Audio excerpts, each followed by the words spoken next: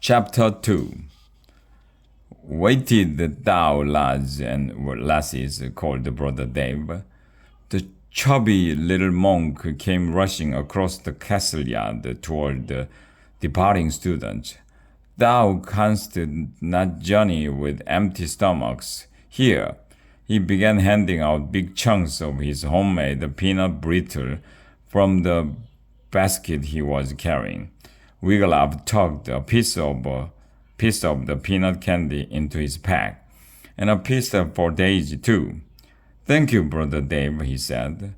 Worry's not about worm, the monk whispered to Wiggleup, referring to the young dragon who sometimes hid out in the DSA library. I shall looks after him whilst thou art gone. Enjoy thy stay in Pinwick. I'm not going home, Brother Dave, Wiggleup said. Erica has invited me to come home with her to the palace. Me too, said Janice. Ime it three, said Daisy, which meant me three. Me four, Angus chimed in. We shall eat cherry pie for breakfast, lunch, and supper. Oh, I cannot wait to get there. Farewell then, lads and lassies, said Brother Dave, but remember, enjoy thy journey. A journey canst bring wondrous surprises and dangerous ones as well. Takes care. Old by gay, called Daisy. She's saying goodbye to you, Brother Dave, said Wiggleup. Fare thee well, Daisy, said the monk. Farewell all. Wiggleup waved. Then the travelers walked through the gatehouse, over the DSA drawbridge, and turned north on Huntsman's Path. Wiggleup stuck a long stick through the knot on his blanket so that he might carry it on his shoulder. His load was light, and he was glad. Erica's trunk was not so light. Along with her Sir Lancelot tapestry and a Sir Lancelot armor, she had packed her Sir Lancelot dagger collection, a shoe from Sir Lancelot's steed, and a precious brig from Sir Lancelot's castle. She had tried to pack her Sir Lancelot first aid kit and her Sir Lancelot beach towel, but alas, she could not squeeze in another item. How long does it take to reach the royal palace? Wiggleup asked her. Many hours, Erica said, pulling the mammoth-wheeled trunk behind her. Unless we take the shortcut through the dark forest.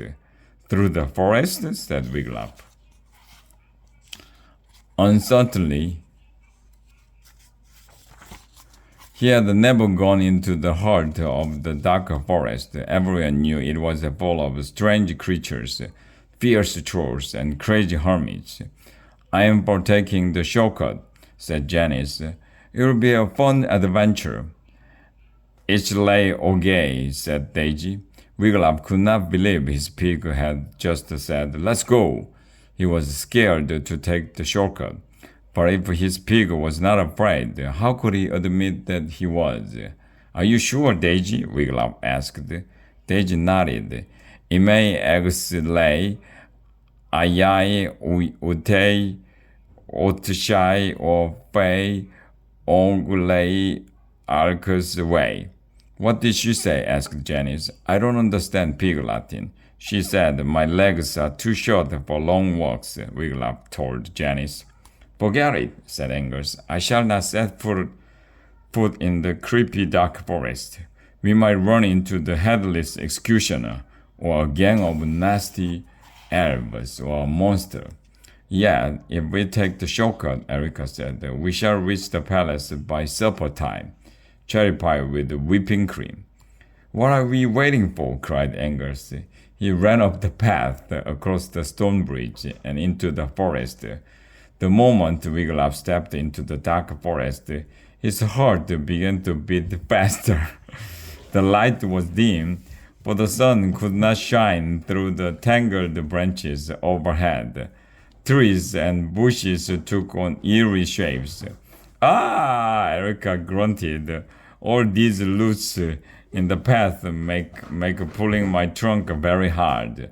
Let me have a turn, said Janice. She took the trunk handle from Erica.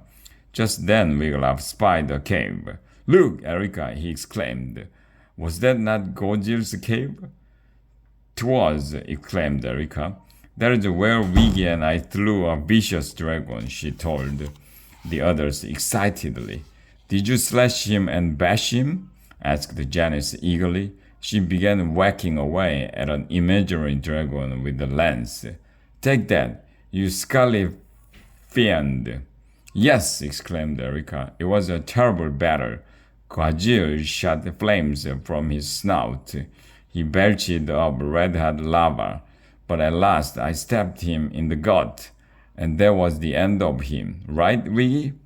That is not exactly the way I remembered it, muttered Wiglaf, for in truth he had been the one to slay the dragon. Every dragon has a secret fatal weakness, and by accident Wiglaf had discovered Gajir's bad jokes. He told Gajir some of Fergus's awful knock-knock jokes, and the dragon had laughed himself to death.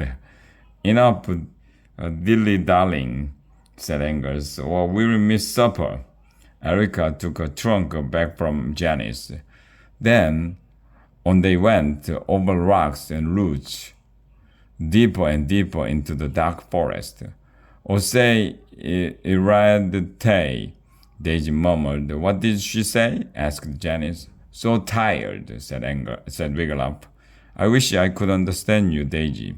Janice said. Can you teach me Pig Latin? Ollai it Ray, said Daisy happily. She's saying all right, said Wiglaf. They all sat down on a log.